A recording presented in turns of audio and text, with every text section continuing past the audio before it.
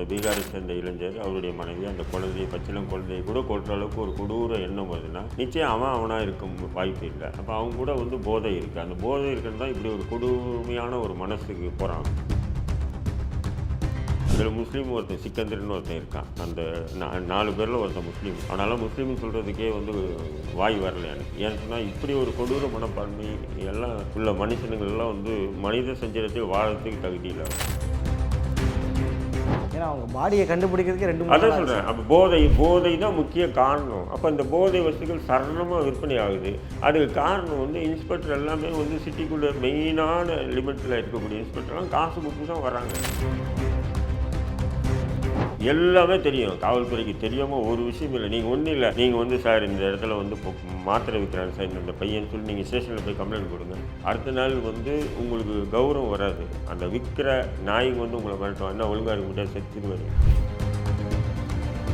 அங்கே இருக்கக்கூடிய ஐஏஎஸ் உங்களை கூப்பிடுவான். என்ன தம்பி இப்போ தான் காலேஜ் முடித்த போல இருக்குது? ஆமாம் சார். அப்போ வெளிநாடு போகிற வாய்ப்பு விட்டுருவ போல இருக்குது. என்ன சார் இப்படி சொல்லுங்கள்? கவர்மெண்ட் வேலைகள்லாம் எதுவும் கிடைக்காது, ஏதோ ஒரு ரூட்டு வேறு மாதிரியாக போகுது. இப்படி கஞ்சா விற்கிறவன் விட்டுருவான். கஞ்சா உட்பட போதை வசதிகளுக்கு இளைஞர்கள் அடிமையாகக்கூடாதுன்னு ஒரு எழுச்சியோடு ஒரு 10 இளைஞர்கள் ஒன்று போகுதுன்னா அவனை ஒழிச்சு கட்டுறது தான் போலீஸ்.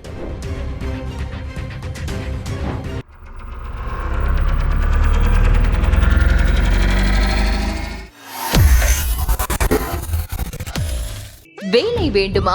ப்ளூ ஓஷன் இருக்கிறது. 10th 12th டிப்ளமோ டிகிரி படித்தவர்களுக்கு உணவு, தங்குமிடம், இஎஸ்ஐ, PF இன்சூரன்ஸ் உள்ளிட்ட சலுகைகளுடன் அனுபவத்திற்கேற்ற நல்ல சம்பளம் 15,000 முதல் 30,000 வரை. பெண்களுக்கு முன்னுரிமை. 2,000க்கும் மேற்பட்ட வேலை வாய்ப்புகள் உள்ளன. இப்போதே தொடர்பு கொள்ளுங்கள். Blue ocean.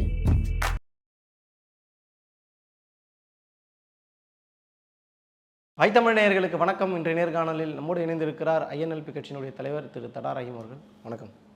தொடர்ச்சியாக நம்ம அந்த போதை பழக்கம் சம்மந்தமாக போன முறை கூட நம்ம பேசியிருந்தோம். கஞ்சாவினால் பெரிய அளவுக்கு அவங்க பாதிப்பு ஏற்படுத்தாது, அதாவது இந்த மாதிரி கொலை செய்யணும், கற்பழிக்கணும், அந்த மாதிரி இது பண்ணாது அப்படிங்கிற மாதிரி சொல்லியிருந்தீங்க. இப்போ நடந்த ஒரு சம்பவம் அடையாறில் வட மாநிலத்தவர் பீகாரை சேர்ந்த ஒரு குடும்பத்தையே இன்றைக்கி சுத்தமாக முடிச்சு விட்டாங்க.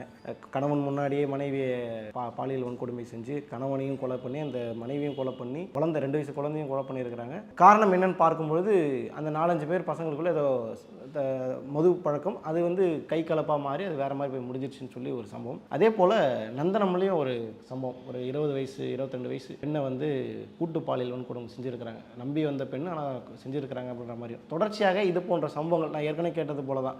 சட்ட ஒழுங்கு அப்படிங்கிற அடிப்படையில் பார்க்கணுமா, இல்லை போதை கலாச்சாரம் வளர்ந்துருச்சுன்னு பார்க்கணுமா, இல்லை சமூக பிரச்சனையாக பார்க்கணுமா? இல்லை, சட்டம் ஒழுங்குன்னு போது போதை கலாச்சாரம் அதில் இன்க்ளூடிங்காக தான் நீங்கள் பார்க்கணும். சட்டம் ஒழுங்கு கட்டுறதுக்கே இந்த போதை கலாச்சாரம் முதன்மையானதாக இருக்குது. இப்போ நீங்கள் இப்போ சொன்னீங்களே, இப்போ இந்த பீகாரை சேர்ந்த இளைஞர் அவருடைய மனைவி அந்த குழந்தையை பச்சிலம் குழந்தையை கூட கொள்கிற அளவுக்கு ஒரு கொடூர எண்ணம் வருதுன்னா நிச்சயம் அவனாக இருக்கும் வாய்ப்பு இல்லை. அப்போ அவங்க கூட போதை இருக்குது. அந்த போதை இருக்கிறது தான் இப்படி ஒரு கொடுமையான ஒரு மனசுக்கு போகிறாங்க. புரியுதுங்களா? தன் இச்சைக்கு வரலன்றதுக்காக அவன் புருஷனை கொன்று அவளை இச்சையை தீர்த்து அதுக்கப்புறம் அந்த பெண்ணை கொன்று அதன் பிறகு அந்த சின்ன குழந்தை கதறி அழகிற குழந்தைய கொள்றான்னா அவன் எந்த மனநிலையில் இருப்பான் கொஞ்சம் யோசனை பண்ணி பாருங்க. நிச்சயம் எவ்வளோ ஒரு கொடூர எண்ணம் படைத்தவங்க கூட போதை வஸ்து அவன் உள்ள இல்லைன்னு சொன்னால் இது போல் கொடிய செயல் செய்ய மாட்டான். இவனுங்களுக்கெல்லாம் விசாரணை இல்லை. இவனுங்களுக்கு உடனே தண்டனை கொடுக்கணும், கடுமையான தண்டனை கொடுக்கணும். ஏன்னு சொன்னால் ஏதோ ஒரு மாநிலத்திலேருந்து வேலை தேடி வரான். அவன் மாநிலத்தை சேர்ந்தவங்க இங்கே இருக்காங்க. அதில் முஸ்லீம் ஒருத்தன் சிக்கந்தர்னு ஒருத்தன் இருக்கான். அந்த 4 பேரில் ஒருத்தன் முஸ்லீம்.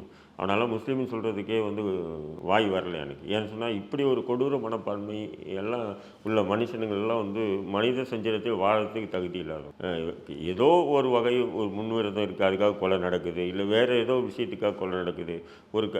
ஒரு பெண்ணுடைய கற்பை அடையிறதுக்காக இப்படி ஒரு படுபாதகர செயலை ஒருத்தர் செய்கிறான்னா அவன் எவ்வளோ மனம் படைச்சிருப்பான் சொல்லுங்கள். அப்போ அவன் வீட்டில் நாளைக்கு அவன் அம்மானு பார்க்க மாட்டான், பொண்ணுன்னு பார்க்க மாட்டான், தங்கச்சின்னு தானே பார்க்க மாட்டான். அவன் போதை அவங்களுக்குள்ளே போச்சு. அப்போ இந்த போதைகளுக்கு மூல காரணம் காவல்துறை. இப்போ சமீபத்தில் கூட பார்த்தீங்கன்னு சொன்னால் அரியலூர் பக்கம் எஸ்கார்டு போகும்போது வாகனத்தை போலீஸ் எஸ்கார்டோடு அந்த நவீன் என்ற பையனை கொல்லத்துக்கு ஒரு குரூப் பாம்பு போடுறாங்க. போட்டு அவன் தப்பிச்சிடலான்னு வச்சு போலீஸ் காப்பாற்றிடுது, துப்பாக்கி சூடு ஓடிடுறாங்கன்னு வைங்களேன். இப்போ அந்த பசங்களும் போதை வசதிகளை முழுக்க பயன்படுத்திய பசங்க. அப்போ அந்த பையனை ஒருத்தனை என்ன பண்ணுறாங்க, அந்த ஒருத்தனை போட்டு என்கவுண்டர் போட்டுறாங்க. என்கவுண்டர் போட்டோன்னா அந்த என்கவுண்டர் போட்ட அந்த அழகுராஜா என்ற அந்த பையன் என்ன பண்ணுறாங்க, அவங்க தங்கச்சி அக்கா சொல்லுது, ஏற்கனவே இந்த நவீன் என்ற பையன் உள்ளே இருந்துக்கிட்டு பல விதமான போதைகளை வந்து விற்பனை செய்கிறான், பயங்கரமாக விற்பனை பண்ணிகிட்டு இருக்கான். அதை வந்து காவல்துறை கண்டிக்காமல் அவனுக்கு துணை போய் என் தம்பியை வந்து என்கவுண்டரில் போடுறாங்க. என்கவுண்டர்ன்றது ஏதோ வந்து நீங்கள் சினிமாவில் பார்க்குற மாதிரி எல்லாம் இல்லை. அவன் ஓடுவான், இவன் ஓடுவான், அவன் சுடுவான், இவன் சுடுவான், அப்படியெல்லாம் இல்லை. ரூமில் வச்சு போட்டுட்டு இவங்க எடுத்துகிட்டு போய் பாடியை எடுத்து போய் போஸ்ட்மார்ட்டத்தில் போட்டுட்டு ப்ரெஸ்ஸை கூப்பிடுவாங்க, இந்த இடத்துக்கு வாங்கன்னுவாங்க. ப்ரெஸ்ஸு போனோன்னா இந்த இடத்துல ப்ரெஸ்ஸு அவங்க இஷ்டத்துக்கு கதை எழுதுவாங்க, இப்படி இருந்து வந்தார், இப்படி இருந்து ஓடினார் அப்படின்னு அவங்க எஃப்ஐஆரில். ஆமாம், எழுந்து அந்த கதையெல்லாம் அவங்க விடுவாங்க. ஆனால் உண்மை என்னன்னு சொன்னால், எப்போவுமே ஒரு பிரஸ்காரம் கூட இந்த இடத்துல தானே என்கவுண்டர் நடந்தது, இங்கே ஒரு சொட்டு ரத்தம் கூட இல்லையேன்னு எந்த பிரஸ்காரனும் போலீஸை பார்த்து கேட்க போகிறதில்ல. ஏன்னா ஒரு கோழி எடுத்தாலும் எவ்வளோ ரத்தம் போகும். ஒரு ஒரு மனுஷனை சுட்டு அவன் அந்த நேரத்தில் படப்படப்பில் எவ்வளோ ரத்தம் வெளியே வரும் அவன் உடல்லேருந்து. அதெல்லாம் அங்கே இருக்கணுமா இல்லை, எதுவுமே இருக்காது. சும்மா ஒரு பேரிகேட்டை போட்டு அந்த கயிறு கட்டி வச்சுருப்பான். அதேமாரி வந்து என்ன பண்ணுவார், மேஜிஸ்ட்ரேட் வருவார், அவரும் கேட்க மாட்டார், இந்த இடத்துல சுட்டிங்க, ஆமாம் இந்த இடத்துல சுட்டோம், எங்கடா ரத்தமே காணும்னு யாரும் மேஜிஸ்ட்ரேட் கூட கேட்க மாட்டார். அப்படி போலீஸ் இதுதான் நடந்துகிட்டு இருக்குது. என்கவுண்டர் என்பது அது ஒரு கொலை தான். அது சட்டத்தின் முன் நிறுத்துங்க, தண்டிங்க, அது வேறு விஷயம். சட்டத்தை வந்து காவல்துறை கையில் எடுத்தாங்கன்னா அப்போ நீதிமன்றங்கள் எதுக்கு அப்படின்ற கேள்வி வருதா இல்லையா? இப்போ அதை கூட அந்த அழகுராஜா என்கின்ற அந்த என்கவுண்டரால் கொல்லப்பட்ட அவனுடைய சகோதரி என்ன சொல்கிறேன்னா, இந்த பையன் முழுக்க முழுக்க கஞ்சா உட்பட போதை வஸ்துகளை விற்பனை செய்யக்கூடிய மொத்த வியாபாரி இவனுக்கு ஏன் காவல்துறை இவ்வளோ பாதுகாப்பு கொடுக்குது, இவன் சொல்லி ஏன் என் பையனை என் தம்பியை வந்து என்கவுண்டர் போட்டாங்க அப்படின்னு சொல்லும்போது இது அப்படியெல்லாம் இருக்க வாய்ப்பு இல்லைன்னு சொல்ல முடியாது. ஏன்னா காவல்துறை உதவி இல்லாமல் ஒரு பொட்டு போதை வஸ்து கூட விற்பனை ஆக வாய்ப்பே இல்லை. முழுக்க முழுக்க காவல்துறை துணையும். நீங்கள் ஒன்றும் இல்லை, உங்கள் ஏரியாவில் இருங்க, நீங்கள் ஒரு 10-15 பசங்க சேர்ந்து இந்தமாரி போதை வஸ்துக்கள்லாம் ஒழிக்கணும் அப்படி இப்படின்னு ஏதாவது ஒரு பேசி ஒரு விழிப்புணர்வை கொண்டு வாங்க. அங்கே இருக்கக்கூடிய ஐஏஎஸ் உங்களை கூப்பிடுவான், என்ன தம்பி இப்போ தான் காலேஜ் முடித்த போல இருக்குது, ஆமாம் சார், அப்புறம் வெளிநாடு போகிற வாய்ப்பு விட்டுருவ போல இருக்குது, என்ன சார் இப்படி சொல்லுவீங்க, கவர்மெண்ட் வேலைகள் எதுவும் கிடைக்காது, ஏதோ ஒரு ரூட்டு வேறு மாதிரியாக போகுது. எப்படி கஞ்சா விற்கிறவன் விட்டுருவான். கஞ்சா உட்பட போதை வஸ்துகளுக்கு இளைஞர்கள் அடிமை ஆகக்கூடாதுன்னு ஒரு எழுச்சியோடு ஒரு 10 இளைஞர்கள் ஒன்று கூடனா அவனை ஒழிச்சு கட்டுறது தான் போலீஸ் வேலை. இல்லைன்னு சொல்லுங்கள், எல்லா மாவட்டம் எல்லா இடத்துலையும் இருக்குது. ஒரு 10 பேர் ரெடி ஆவான், நம்ம ஏரியாவில் வந்து இப்படியெல்லாம் கஞ்சாலாம் விற்கக்கூடாது, போதை வஸ்து மாத்திரைகள் யாரும் விற்கக்கூடாது, இதை நம்ம கண்காணித்து நம்ம வந்து அவங்கள திருத்தணும்னு சொன்னால் போலீஸ் இடையில் வந்து உனக்கு ஏன் இந்த வேலைன்னுவான். அப்போது இந்த போதை வஸ்துக்கு யார், காவல்துறை தானே. அப்போ இது சட்டம் ஒழுங்கில் இல்லாமல் வேறு எதில் போய் சேர்ப்பீங்க நீங்கள்? இப்படி தாராளமாக அந்த போதை வஸ்துகள் கஞ்சான்னு முடிக்கிறாங்க. கஞ்சாவுக்கு வந்து கஞ்சா அடித்தான்னு சொன்னால் அவனுக்கு வெறித்தனமான கொலை வெறியே வராது, அது வேறு விஷயம். கஞ்சான்னு முடிக்கிறான். கஞ்சா இல்லை, மாத்திரைகள் தான். மெபட்ரன்னு ஒரு மாத்திரை இருக்குது, அந்த மாத்திரைலாம் போட்டான்னா முடிஞ்சிச்சு. அவனை அறியாமல் எதை ஒன்றா பண்ணிட்டு போயிட்டே இருப்பாங்க. அவன் முன்னாடி நிற்கிறது யார் என்ன அதெல்லாம் இல்லை, அவனுடைய இலக்கு அடையிறதுக்கு எதை ஒன்றா பண்ணிட்டு போயிட்டே இருப்பான். இது போன்ற அதிநவீன படுபயங்கரமான போதை வஸ்துகள் விற்பனை ஆகுது இல்லையா, அதை மொத்த வியாபாரிகள் யார்? ஏன் பிடிக்க மாட்டேங்குது காவல்துறை? ஏன் நடவடிக்கை எடுக்க மாட்டேங்குது? அவன் சொன்னால் குட்காவை காமிச்சு நாங்கள் பாருங்கள் போதை வஸ்து, குட்கா வந்து போதை வஸ்துவில் அடங்குமா? நான் கேட்குறேன். இதில் தானே சுற்றி வராங்க. போதை ஒழிப்பு அந்த மாத்திரைகளை ஒழிக்கணும். ஏன்னா மாத்திரை தான் கொடூர சிந்தனை. அதான் சொல்கிறேன்ல, அந்த வி பவர்னு ஒரு மாத்திரை, அது வந்து பிரசவ நேரத்தில் பெண்ணுக்கு வந்து ஆப்ரேஷன் பண்ணும்போது கொடுக்குற மாத்திரை. அது ஒரு 4 மாத்திரை ஒருத்தன் போட்டான்னா 3 நாளுக்கு அவனுக்கு ஒன்றுமே தெரியாது. அவன் கையை வெட்டி எடுத்தாலும் அவன் சிரிச்சிட்டு தான் இருப்பாங்க. இப்போ இது போன்ற போதை வஸ்து மாத்திரைகள் விற்பனை ஆகுது, அது காவல்துறை துணியாக நிற்கிறாங்க. அதனால தான் சட்டம் ஒழுங்கு மேலே நம்ம குற்றம் சொல்கிறோம். இதெல்லாம் சட்டம் ஒழுங்கு, இது அரசு மீது நம்ம எப்படி சொல்கிறது? ஏதோ ஒருத்தன் ஊருக்காரன் வந்து இங்கே வேலைக்கு வந்தான், அவன் ஊருக்காரன் 4 பேர் சேர்ந்துட்டு இப்படி பண்ணிட்டான், இதை எப்படி தமிழக அரசு குற்றச்சாட்ட முடியும்? அப்போ இங்கே சரளமாக வந்து அங்கே இல்லாத போதை வஸ்து இங்கே சரளமாக விற்கிது, அதை அடிக்கிறான், அவன் மிருகத்தனமாக நடக்கிறான், அதனால் இந்த கொலைகள் நடக்குது. 4 பேர் சேர்ந்து ஒரு பெண்ணை பாலியல் பலாத்காரம் பண்ணுறான். அப்போது இதுக்கு யார் காரணம்? எது காரணம்? நிச்சயம் ஒரு பெண்ணை வந்து 4 பேர் 5 பேர் பாலியல் பலாத்காரம் பண்ணுறேன்னா அவனாக இருக்க வாய்ப்பு இல்லை. நிச்சயம் அவன் வந்து மனித மிருகமாக மாறணும். அப்போ மிருகமாக மாறணும்னா அவங்களுக்குள்ள ஒரு போதை உள்ளே போயிருக்கும், அதுதான் காரணம், வேறு எதுவும் இல்லை. இது நம்ம வந்து அப்படியே வச்சு சுற்றி வலிச்சாலாம் போக முடியாது. போதை அடிச்சிட்டேன்னா அவன் எதையும் செய்வான். அதெல்லாம் இல்லைங்க, போதை அடித்தாலும் அப்படியெல்லாம் போக மாட்டாங்க, கரெக்டாக இருப்பாங்கன்னு எப்படி சொல்ல முடியும்? அத்தனை குற்ற வழக்கு இந்த சம்பந்தம். நீங்கள் கோயம்புத்தூரில் வந்து அந்த விமான நிலையத்துக்கு அருகில் இருந்து ஒரு பெண்ணை வந்து பாலியல் வன்கொடுமையாக இருக்கட்டும், இல்லது அண்ணா பல்கலைக்கழகத்தில் வந்து இது பண்ண நடந்ததாகட்டும், எல்லாமே நீங்கள் பாருங்கள் போதை வஸ்து தான் முக்கிய காரணம். அப்போ இந்த போதை வஸ்து மாநிலத்தில் வந்து சரளமாக புழங்குதுன்னா அப்போ இது சட்டம் ஒழுங்கு பிரச்சனைன்னு சொல்லிட்டு தமிழக அரசை குற்றம் சொல்லாமல் பக்கத்து மாநில அரசை குற்றம் சொல்ல முடியும்? சொல்லுங்கள். இல்லை கேங்காக சேர்ந்து பண்ணிட்டாங்கன்ற மாதிரி தானே இப்போ காவல்துறை தரப்பு. அதை தான் சொல்கிறேன். நீங்கள் அந்த கேங்காக சேர்ந்துருந்தானே பண்ண மாட்டானுங்க. கேங்க்கு கூட சேர்ந்தது மது, போதை. அந்த போதை சரளமாக விற்பனை ஆகுது. அதுக்கு காரணம் யார் சொல்லுங்கள்? அரசினுடைய கையாளாகத்தனம். ஏற்கனவே மது, ஒயின் ஷாப், டாஸ்மாகில் அது ஓடுது. அதுவும் குடிச்சிட்டு நிறைய பேர் பண்ணுறான். அது ஒரு பக்கம். அது இல்லாமல் எக்ஸ்ட்ரீமாக, ஏன்னா அந்த போதை அவனுக்கு பத்தலை. அதுக்கப்புறம் தான் மாத்திரை போடுறான், இன்ஜெக்ஷன் போடுறான். உங்களுக்கு எல்லாம் தெரியும். பவுடர் அடிக்கிறான், என்னவோ இருக்குது. போதை வசதெல்லாம் வந்து சும்மா 1 2 இல்லை, எக்கச்சக்கமாக இருக்குது. அப்போ அதை போட போட போட தான் இப்படி மிருகத்தனமாக நடக்கிறான். அப்போது இதை தடுக்கிறதுக்கு உண்டான வழிகளை அரசு என்ன நடக்குது? ஒவ்வொரு இன்ஸ்பெக்டரும் வந்து இப்போ மெயினான ஸ்டேஷனுக்கு இன்ஸ்பெக்டராக வரணும்னா அவன் வந்து இந்த ஸ்டேஷனுக்கு நல்ல திறமையான, நேர்மையான, உண்மையான ஒரு ஆய்வாளரை கூப்பிட்டு வந்து இந்த ஸ்டேஷன் இன்ஸ்பெக்டராக போடுங்கன்னு போடுறாங்களா? இல்லையே. அவன் 10 லட்சம் 20 லட்சம் கொடுத்தா தான் முக்கியமான ஸ்டேஷன் இன்ஸ்பெக்டர்.